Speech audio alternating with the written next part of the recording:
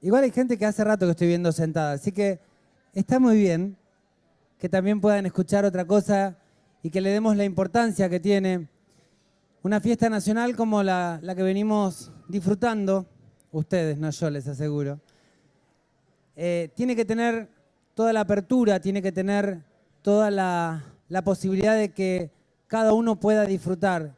Y los celíacos también tienen la posibilidad de disfrutar de esta fiesta. Ayer vimos Cocina en Vivo, a cargo de Silvina Rumi, que la verdad es que hizo su versión del postre de Balcarce sin TAC. Quienes lo pudieron probar pueden dar fe de que estaba muy rico.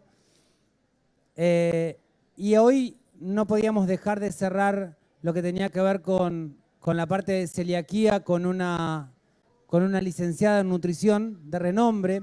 Y realmente Lorena Lázaro Cuesta, que viene desde el Ministerio de Salud de la provincia de Buenos Aires, está acompañándonos con nosotros para poder disfrutar de esta fiesta nacional del postre. Así que le damos un fuerte aplauso de bienvenida. Gracias. Bienvenida. Realmente tenés mucha gente que está interesada en lo que vos vas a hablar.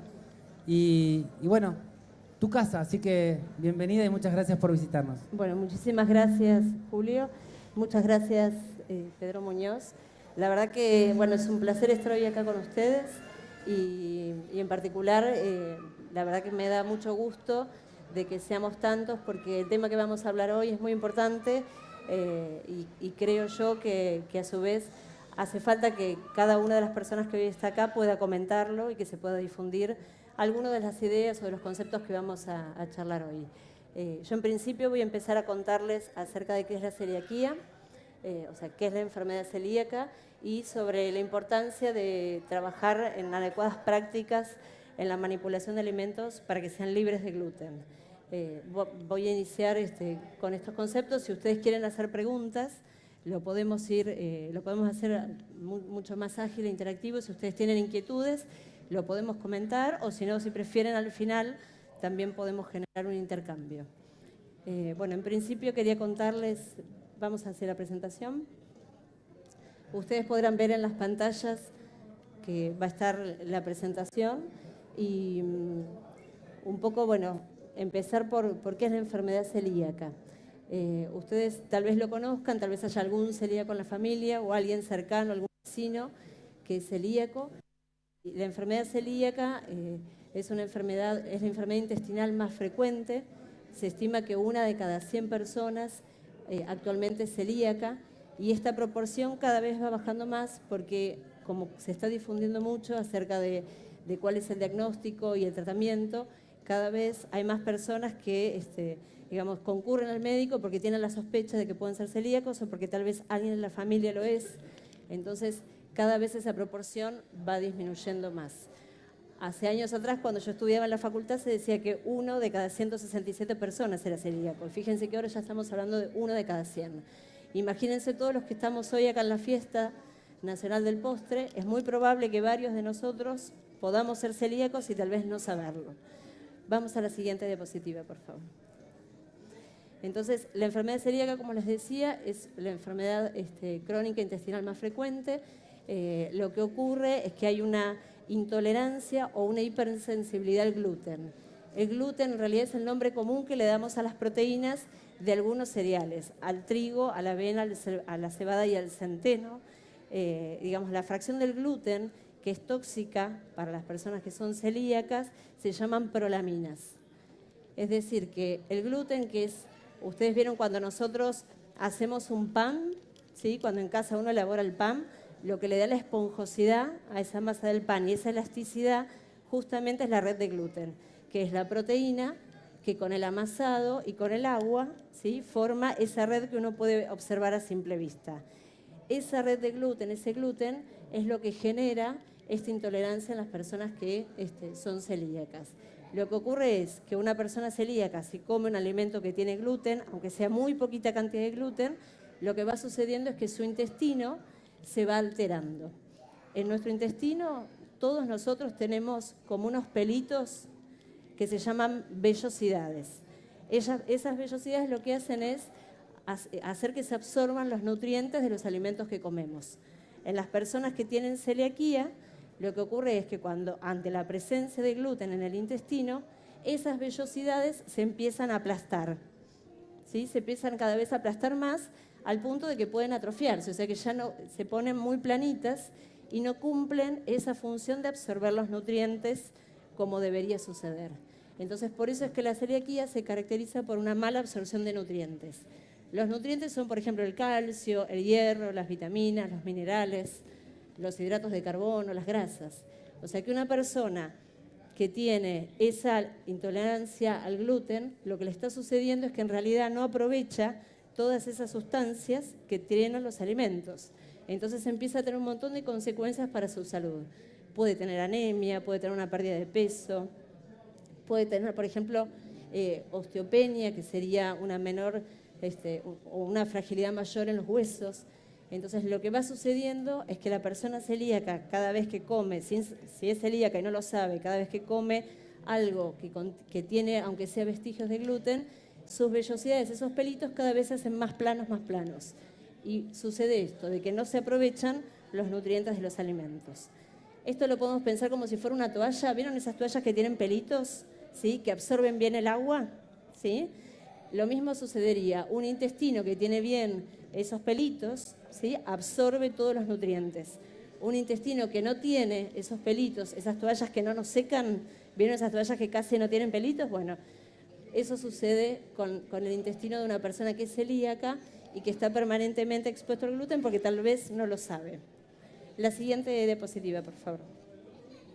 Entonces decíamos que la enfermedad celíaca se caracteriza por esta mala absorción de los nutrientes.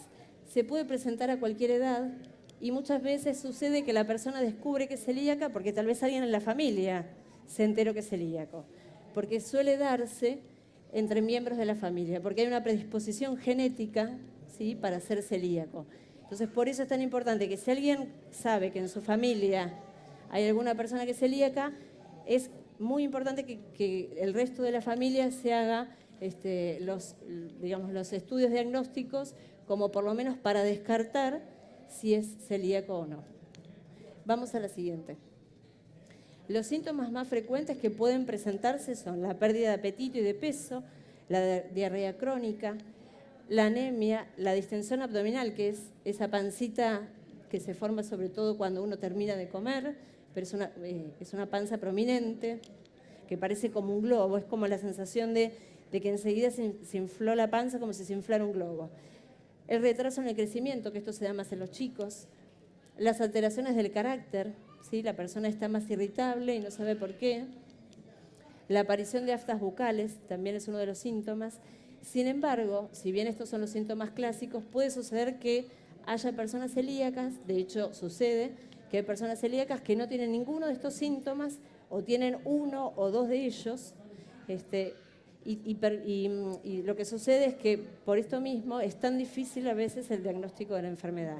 Cuando la persona no siente ninguno de estos síntomas y en realidad, digamos, no hay nadie en la familia que sea celíaco, muchas veces simplemente se consulta porque la persona tiene un dolor de cabeza que es recurrente, o porque sospecha el médico, después de descartar otras enfermedades, el médico sospecha que puede ser celíaco.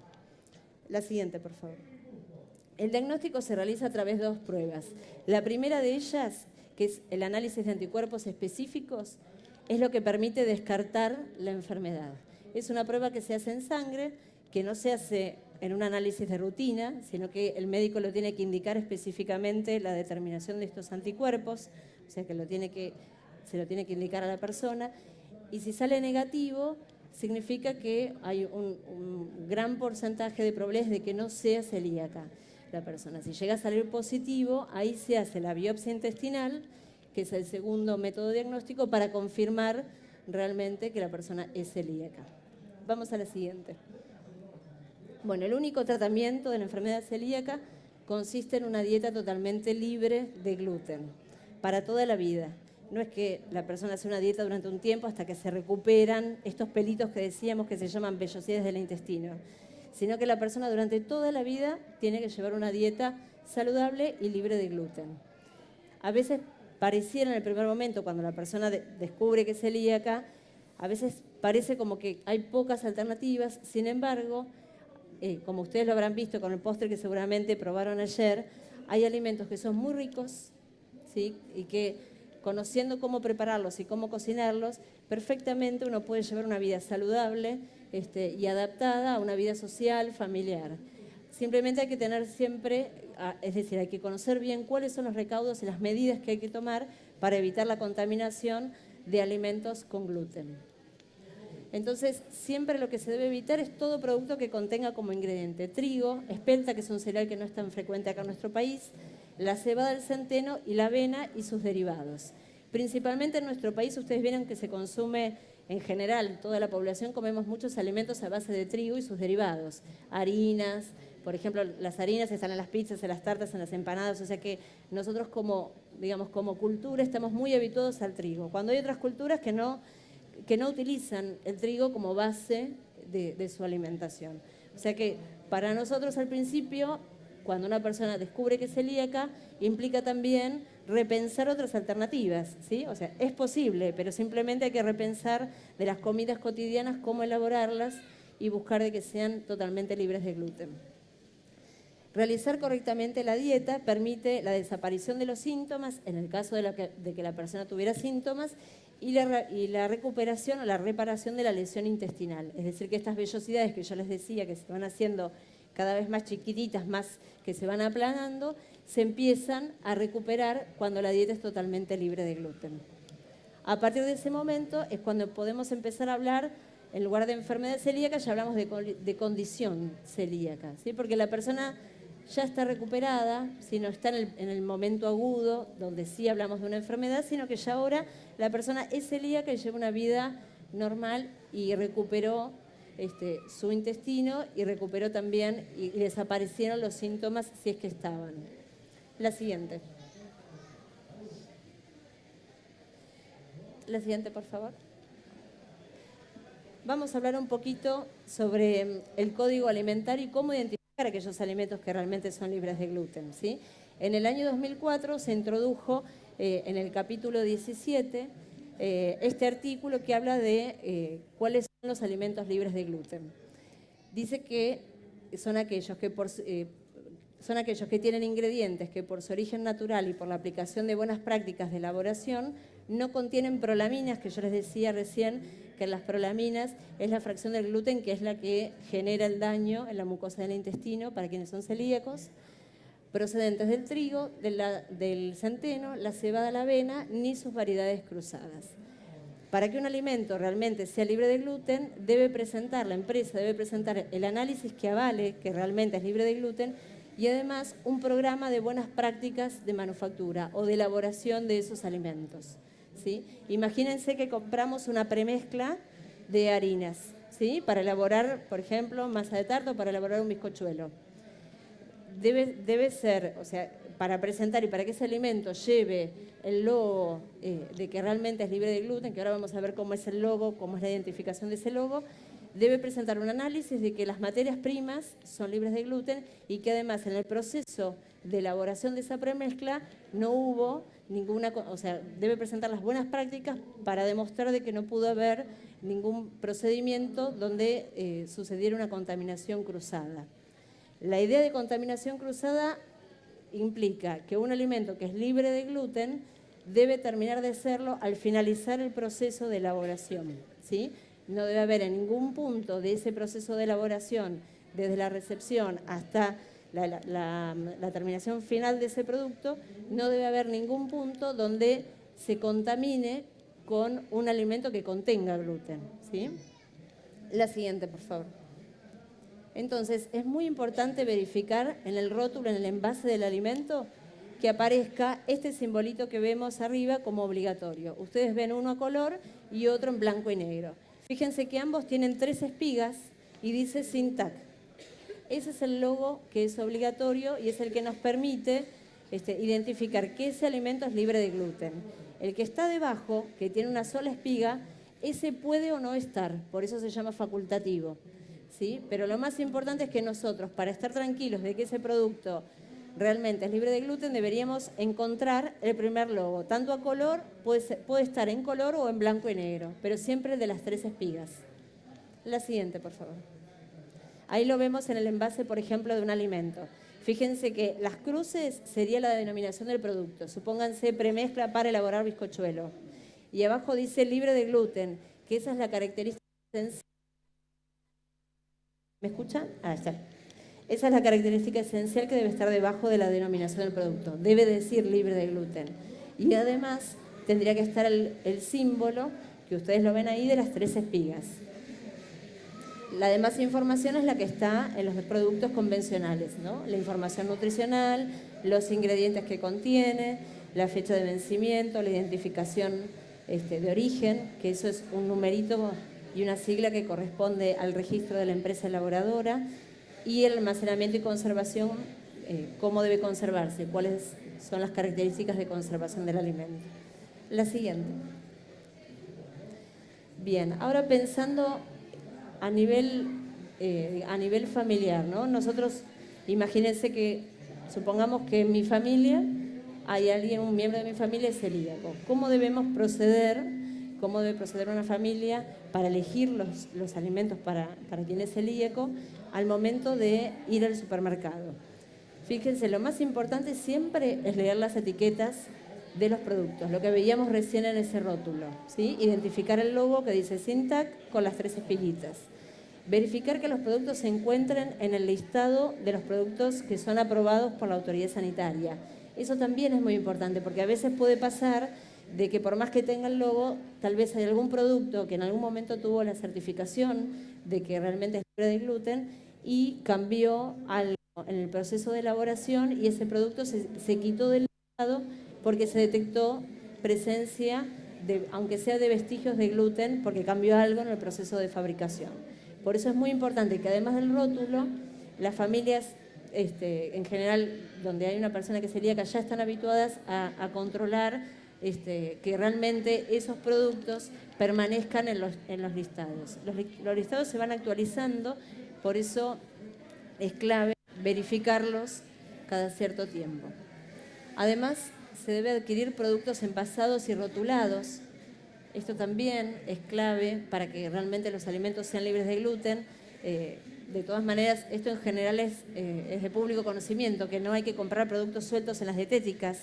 Por ejemplo, las harinas, supónganse de arroz o la harina de mandioca. Si uno va a una dietética donde hay diferentes, por ejemplo, hay harina de arroz, en general está al lado del salvado o puede estar al lado del trigo. Entonces, normalmente, sobre todo las harinas que son muy volátiles, puede ser que vuelen en el momento en que la persona va fraccionando esa harina, y además en general se usan los mismos utensilios, la misma cuchara para servir una harina de trigo o una harina integral que también tiene gluten, y eso no permite que uno esté tranquilo, porque el riesgo de contaminación con los productos que se venden a granel o que se venden sueltos es muy alto.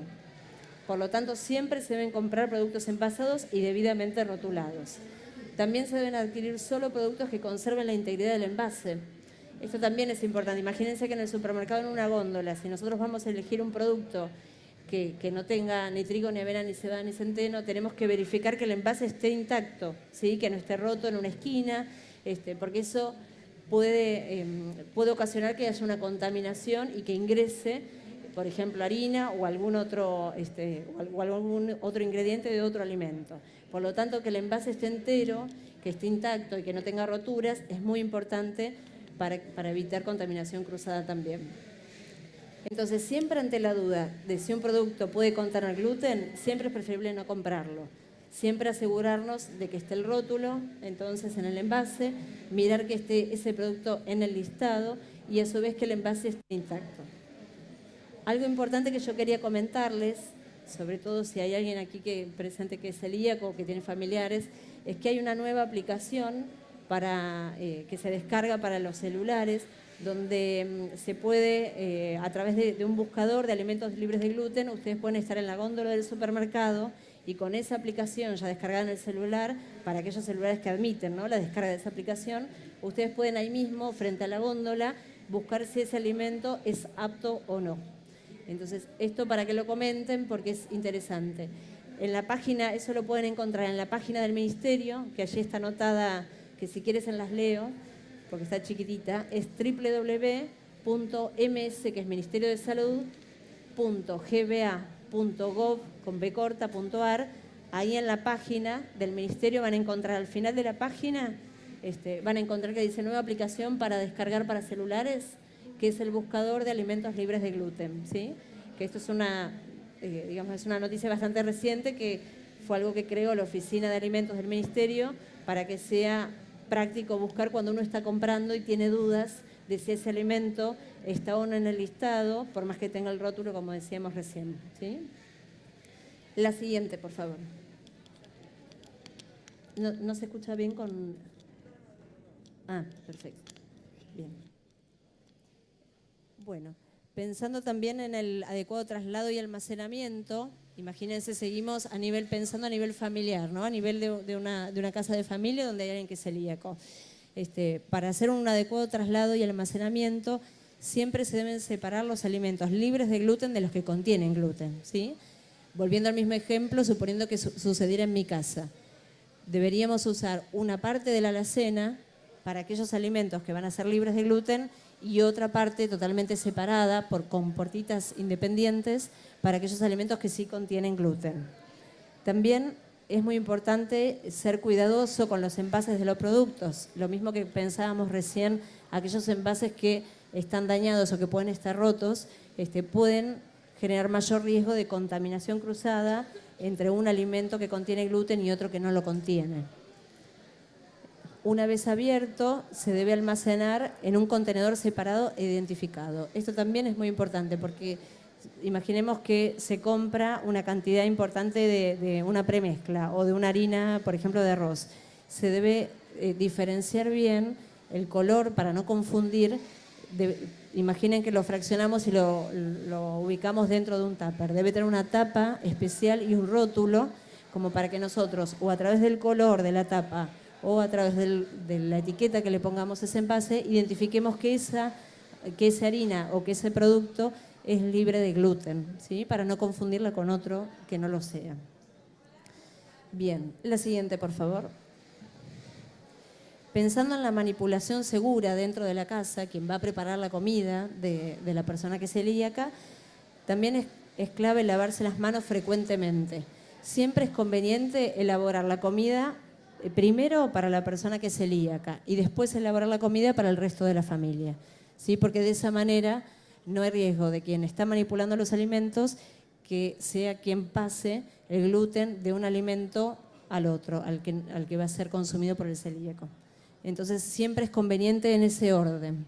De todas maneras, es fundamental lavarse las manos también como buena práctica de higiene. Después, limpiar todas las superficies que utilicen para la preparación de los alimentos, especialmente cuando se manejan harinas, que son muy volátiles, y destinar utensilios exclusivos para la elaboración de alimentos libres de gluten.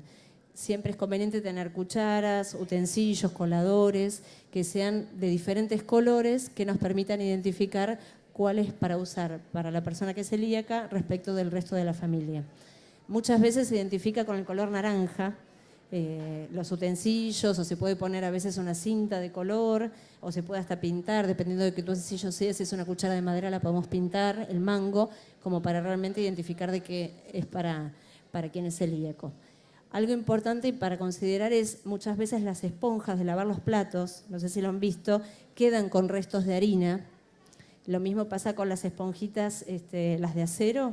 Entonces, eso también es algo que hay que tener en cuenta, de utilizar diferentes esponjas, porque pueden quedar, la harina normalmente queda ahí, y si lavamos el plato o los utensilios de la persona que es celíaca, ahí mismo podemos generar, puede ser ese un vehículo de contaminación. Otro aspecto para tener en cuenta es que el alcohol, o sea, el gluten y las prolaminas son solubles en alcohol. Entonces, si uno tiene dudas, si el utensilio estaba bien limpio o si las mesadas quedaron bien, podemos pasar un trapito o una servilleta con alcohol y de esa manera logramos también, con alcohol fino, ¿no? Y logramos también arrastrar si quedó alguna partícula de gluten. Después, también es clave considerar los líquidos de cocción, por ejemplo los aceites. Si vamos a hacer una fritura, supónganse que se va a hacer unas papas fritas y una milanesa, ¿no? Siempre primero vamos a cocinar la comida para quien es celíaco con un aceite de primer uso y después la comida para el resto de la familia. Porque en el caso de la milanesa común, que lleva pan rallado, ahí el pan rallado siempre queda en el medio de cocción, ¿sí? Entonces siempre vamos a preparar primero la comida para la persona que sea celíaca de la casa y después para el resto de la familia. Bien, vamos a la siguiente, por favor. Entonces, vamos a hacer un repasito de cuáles son los alimentos que no contienen gluten. Son aquellos que son alimentos en general naturales, por ejemplo, como suele pasar con las verduras, con las frutas, también las carnes, el pescado, el pollo, naturalmente no contienen gluten, ¿sí? Los huevos tampoco, por ejemplo también leche y algunos derivados tampoco contienen gluten, el azúcar, la miel y todo tipo de legumbres tampoco lo contienen. De todas maneras siempre hay que verificar, como decíamos recién, el rótulo en el envase, porque muchas veces un alimento que se elabora, por ejemplo en una empresa donde se elabora otro tipo de productos, puede tener gluten si hubo una contaminación en el proceso de elaboración, ¿sí? Pero el azúcar, por ejemplo, no debería contenerlo naturalmente, porque viene de la caña de azúcar, ¿sí? Las carnes, el pollo, el pescado tampoco, porque viene de la naturaleza y si no hubo manipulación y contacto o contaminación en ninguna etapa del proceso, no debería contenerlo. La siguiente, por favor. Aquellos alimentos que sí pueden contener gluten, por ejemplo, son los embutidos, por ejemplo, mortadela, chorizo, los fiambres, también las conservas de carne, de albóndigas, los quesos, en el caso, por ejemplo, de los quesos fundidos o los quesos de untar o los quesos rallados, también los sucedáneos del café pueden contener gluten y algunos tipos de helados, con lo cual siempre acá es muy importante verificar ahí sí tanto el listado de alimentos aptos para celíacos como el rótulo que debería estar en el envase. La siguiente. Los alimentos que naturalmente contienen gluten son aquellos que tienen trigo, avena, cebada y centeno, como decíamos al comienzo, y por supuesto que va a ser el pan, la harina de trigo, la espelta, la cebada, el centeno y la avena, y todos los productos que se elaboran con estos cereales. También van a ser, por ejemplo, todos los amasados, todo lo que es pastelería, todos los productos de panadería, las pizzas, también, por ejemplo, las bebidas malteadas, por ejemplo, la cerveza, y también todo lo que se elabore, todos los productos manufacturados que en su composición puedan contener alguno de estos ingredientes. La siguiente.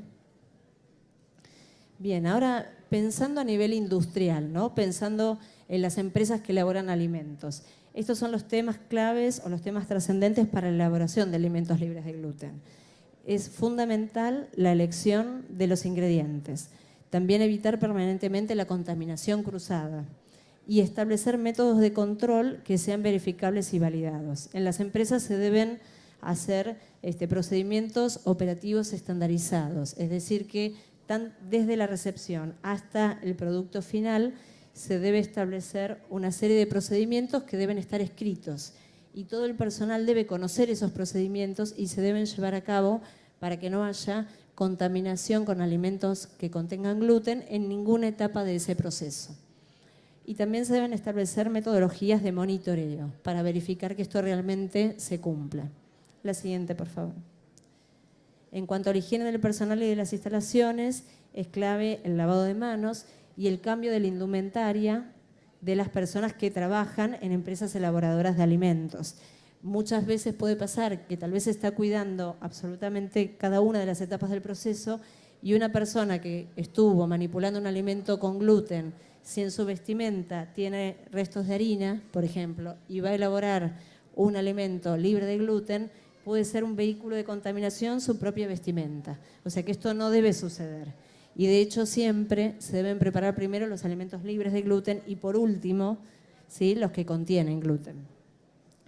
Por supuesto que también es clave las conductas del personal que manipula alimentos libres de gluten, porque es clave de que ellos sean conscientes de que el peligro, por más que sea un poquito de harina o un poquito de gluten, para la persona que es celíaca puede ser muy dañino. A veces esto es común hasta escucharlo, ¿no? De que, bueno, un poquito no le va a hacer nada. La realidad es que sí.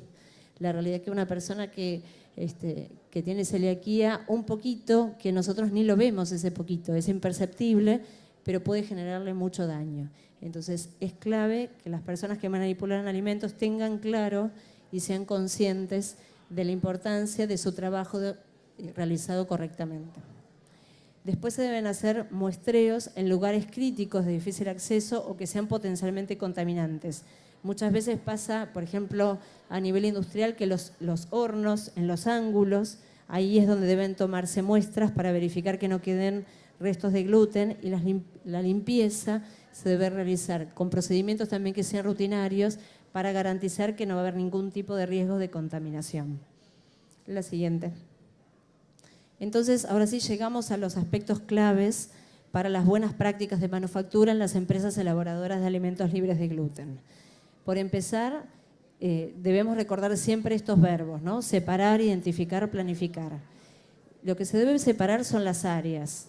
En condiciones ideales siempre debe haber áreas por separado. Si una empresa elabora alimentos con y sin gluten, debería tener áreas bien delimitadas físicamente, donde no haya posibilidades de entrecruzamientos ni de preparación simultánea de un alimento con otro. O sea, realmente lo ideal es que el área esté totalmente separada, un área exclusiva para elaboración de alimentos libres de gluten, distinto y totalmente separada de la producción convencional de alimentos con gluten.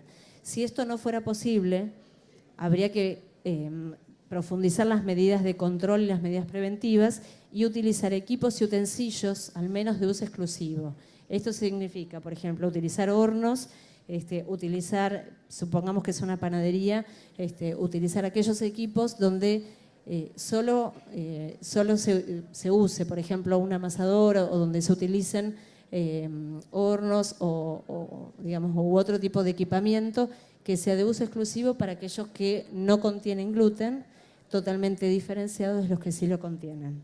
Lo mismo sucede con los utensilios, que también deben estar claramente identificados por colores, como decíamos recién, o pueden tener carteles o algo que realmente permita visualizar cuáles son para uso exclusivo de aquellos alimentos que van a ser preparados y libres de gluten.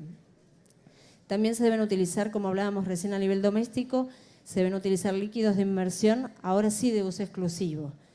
Es decir, que si se va a hacer un baño de fritura o si se va a hacer, por ejemplo, se va a cocinar por vapor o se va a hervir un determinado alimento, siempre tiene que usarse únicamente el baño de fritura para alimentos libres de gluten y no debe utilizarse para alimentos con gluten, porque lógicamente quedan vestigios de gluten en ese baño de fritura. Y también se debe restringir el movimiento del personal, es decir, lo ideal, como decíamos recién, es que haya un área por separado para alimentos libres de gluten, donde el personal además sea exclusivo, que haya una o dos personas asignadas para esa tarea y que no sea compartido con las otras líneas de producción. Bien, también decíamos que es clave identificar tanto las áreas, los equipos como los utensilios, con colores, con carteles. Imaginemos en la recepción de una empresa, ¿sí? Podemos pensar, por ejemplo, en una empresa como Arcor, grandes empresas que tienen alimentos que son libres de gluten y otros que no lo son. Debe estar claramente separada y además identificada la recepción, por ejemplo, de mercaderías que van a ser utilizadas para un producto que va a ser finalmente libre de gluten. Tiene que haber carteles que diga área exclusiva para alimentos libres de gluten, se puede poner un rótulo inclusive que diga Sintac con las 3 espigas, y ahí debe solamente almacenarse este tipo de mercadería. Porque si ya desde la recepción partimos, o sea, si se parte de una materia prima que ya está contaminada con gluten, obviamente que el producto final va a contener gluten. O sea, no es posible eliminar en ninguna etapa del proceso el peligro del gluten una vez que ya está incorporado en alguna etapa de la producción. Entonces, se debe también establecer circuitos de proceso del personal y entre áreas.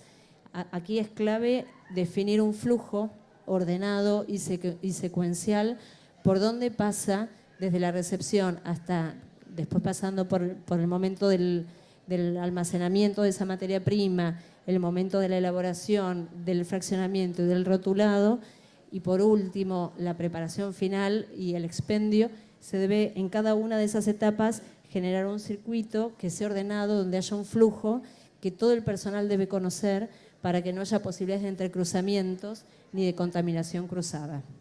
Se debe planificar también la producción, separándola de otras producciones, y se debe evaluar a los proveedores. Se debe observar cuáles son los antecedentes de esos proveedores para verificar que realmente sean proveedores, empresas serias, que proveen materia prima, que estén en condiciones, que los envases estén en buen estado al momento en que llegan a la empresa que va a elaborar un determinado producto alimenticio libre de gluten. También se debe establecer un periodo de prueba y una auditoría de esos proveedores, porque como decíamos recién, si partimos de una materia prima que ya está contaminada, el producto final sin duda va a contener gluten. La siguiente. Se debe planificar también implementar operaciones de saneamiento y su documentación.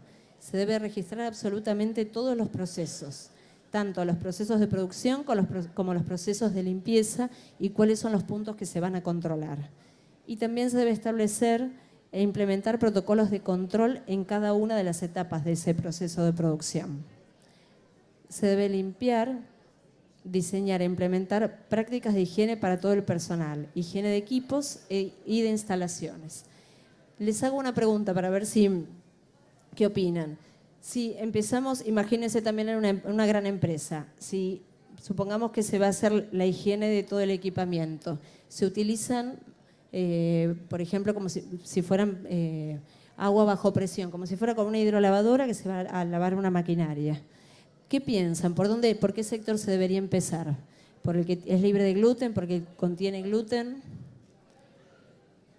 Por el que es libre de gluten, exactamente. Y además, lo ideal siempre es no utilizar en las empresas donde hay dos líneas de producción, por más que las áreas estén separadas, hay que tratar de evitar aquella forma de limpieza que puede generar también la dispersión de partículas de gluten. O sea que lo ideal sería no utilizar agua a presión. Lo ideal sería, si bien vamos a empezar porque es libre de gluten, como procedimiento siempre lo ideal sería comenzar lavando las superficies o lavando el equipamiento de tal forma que no genere impacto y con el riesgo de que puedan trasladarse partículas por el ambiente. Es muy importante controlar tanto las partículas como la humedad del ambiente. Para eso también es clave utilizar campanas con mangas que permitan conducir esas partículas hacia el exterior sin que haya riesgo de contaminación de las áreas que van a ser libres de gluten. Bien, la siguiente, por favor. También se debe, validar, implementar planes de validación que aseguren que se está controlado el peligro gluten y se deben definir y establecer planes de control de materias primas y del producto terminado. Planes de mantenimiento preventivos de equipos e instalaciones, entre otros. También esto es clave para que no haya riesgos de contaminación cruzada. Y también es fundamental capacitar tanto al personal, ¿sí?, que participa, o sea, todo el personal que va a manipular alimentos, es fundamental que conozcan por qué es tan importante cuidar cada uno de los aspectos del proceso de producción y, por supuesto, que es clave también hacer una evaluación del desempeño del personal para ver realmente cómo el personal se desenvuelve, cómo es la conducta, cómo es la actitud frente a la manipulación de los alimentos. Así que un poco, la idea era compartir con ustedes básicamente estas ideas, que tal vez son algunas por ahí muy generales y tal vez algunas por ahí son más específicas, pero un poco la intención de esta charla era ver que realmente nosotros podemos estar en contacto con alguien que es celíaco y que no lo sabe, y tal vez quienes sí ya conozcan que son celíacos también pueden difundir esta información y me parece que entre todos podemos generar conciencia de que es clave una correcta manipulación de alimentos libres de gluten para aquellos que tienen celiaquía y a su vez difundir cuáles son las características de esta enfermedad que, una persona que es celíaca puede llevar una vida perfectamente normal y es muy importante que conozca su condición. Así que yo en principio les agradezco mucho la atención, además sé que están esperando también la presencia de Narda Lépez, así que con más razón doblemente les agradezco la atención Y dejo abierto, no sé si alguien quiere hacer alguna pregunta.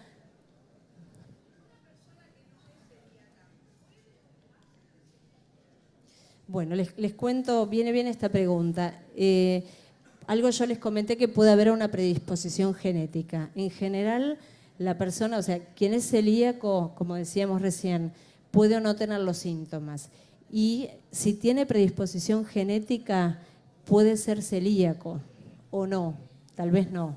Pero algo sí que es importante, que actualmente se está observando que hay muchas personas que son sensibles al gluten, sin ser celíacas.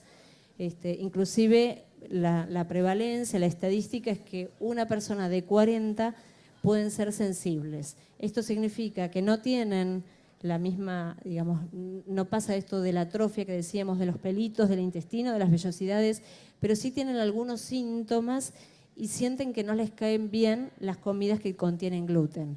En general, a las personas que son sensibles les pasa de que por ahí se sienten un poco hinchadas cuando comen harinas o les puede doler un poco la cabeza. Y esto es algo que se está observando en este último tiempo.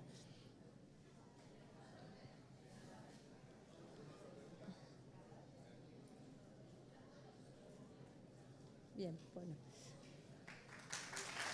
Bien, el aplauso para la licenciada Lorena Lázaro Cuesta. Lorena, te vamos a pedir lugar ahí. Van a hacerte entrega, Julio, como organizador de este evento, acompañado por el doctor Pedro Muñoz, director asociado del Hospital Fossati, y del licenciado Fernando Preves, quien es el coordinador de planes de salud o programas de salud del municipio.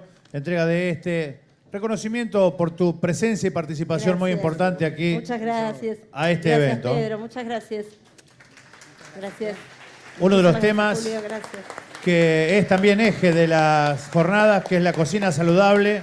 Hoy observamos, no estabas por allí, Lorena, con nosotros, pero el postre más rico que se preparó hoy en el concurso de postres, fue el postre sin TAC, lo que demuestra que ya en pensar en cocina saludable no solamente es pensar en una galleta de arroz, sino también en pensar que hay una gama de posibilidades realmente muy importante.